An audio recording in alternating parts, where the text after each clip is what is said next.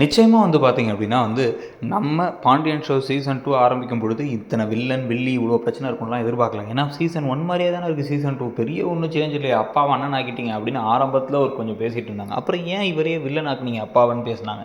அதுக்கு பிறகு ராஜி கதிர் கல்யாணத்துக்கு பிறகு சூப்பரா போயிட்டு இருந்த சீரியல்.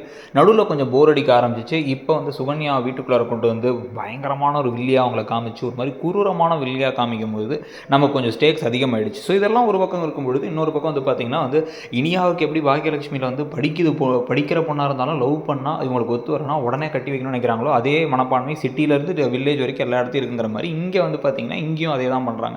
உடனடியாக அவங்களுக்கு கல்யாணத்தை பண்ணி வைக்கணும் அப்படின்னு ஏற்பாடு பண்ண இந்த விஷயத்துக்கு சுகன்யாவிலேருந்து எல்லாருமே ஷாக் ஆகிறாங்க. என்னடா அது அப்படின்னு சொல்லிட்டு, அதுவும் என்கேஜ்மெண்ட்டை முடிச்சு டக்குன்னு கல்யாணங்கும் பொழுது அதை கெடுத்து விடுறதுக்கான வேலைகள்லாம் சேர்ந்து அதிரடியாக ஒரு கல்யாணத்தை பண்ணி வைக்க போகிறாங்க அப்படிங்கிறது மட்டும் தெரியுது.